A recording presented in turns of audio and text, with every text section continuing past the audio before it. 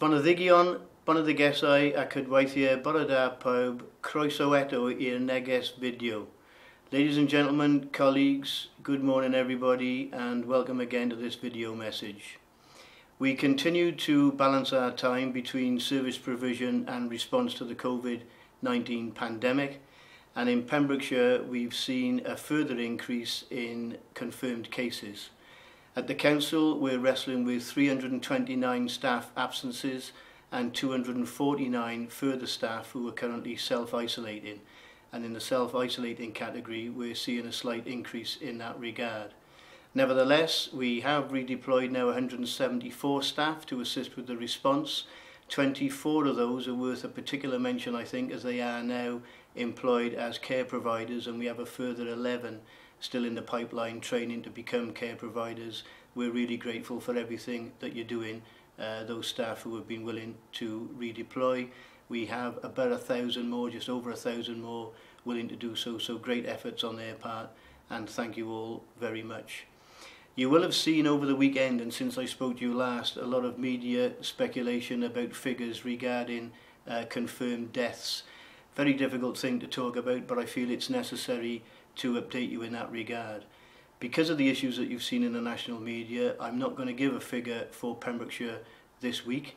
I will start to do that as soon as we can get a confirmed and an agreed basis on which we can report deaths. But what I can confirm is that Pembrokeshire has very sadly seen a few more since I spoke to you last week.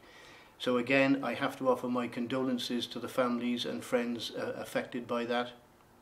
And there will be some contact numbers again at the end of this video for anybody that needs particular help and support in that regard, and we'll do our best to wrap whatever support we can around you in these challenging times. I want to make reference to a few specific things of note, particularly or starting with the community hub. Our community hub, which I've spoken to you about before on previous video messages, providing a wide range of services and support and help for people, and it's great to see those people writing in and expressing their gratitude to colleagues who've been involved in that. They've created a wall of thanks where they've recorded all of those messages on a wall. It gives a little boost to the staff, but it's really gratifying to see people benefiting from the efforts of those involved in the community hub. And again, there's a few photographs at the end of this video for anybody that might be interested in seeing that. I'd like to extend my thanks also to colleagues who have worked stoically at the contact centre. They are still based in County Hall. We're doing our utmost to maintain the social distancing requirements as you would expect, but they're doing a stout job there of taking the services as normal calls, if you like, and dealing with everything that comes their way. So as I said, I'd like to record my thanks to them for their efforts.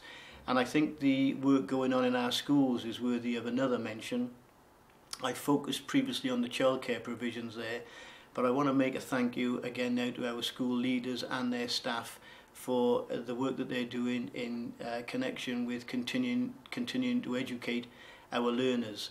There's a new initiative, again a link at the end of this video for those that are interested in the primary sector particularly, for some online learning packages, and I was delighted to see that we're still relying on what was described to me as pen and paper methods, where actually packages of equipment, pens, paper, whatever children need to be educated are being delivered to front doors and left there for children to pick up with packages of work enclosed. So thank you everybody for your efforts in continuing with providing materials for homeschooling.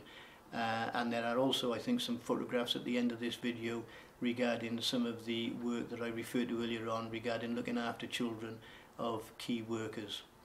I also want to mention some issues that have been of concern to some people or of interest to some people regarding essential building maintenance, particularly in our council housing stock.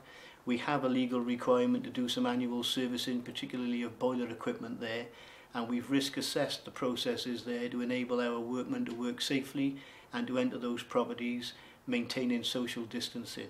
I'd be very grateful to our council housing tenants if you would understand that that work needs to be done for your safety and well-being.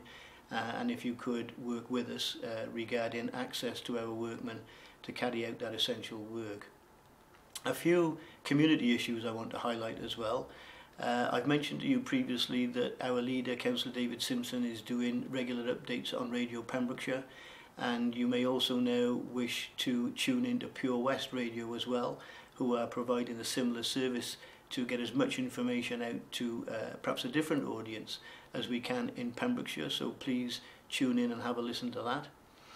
An issue of key concern and interest to almost everybody is PPE. We hear it in the media all of the time, and I'm pleased to say, without any complacency whatsoever, but in Pembrokeshire we've been able to maintain adequate stocks and to get that out to all of the service users that need it.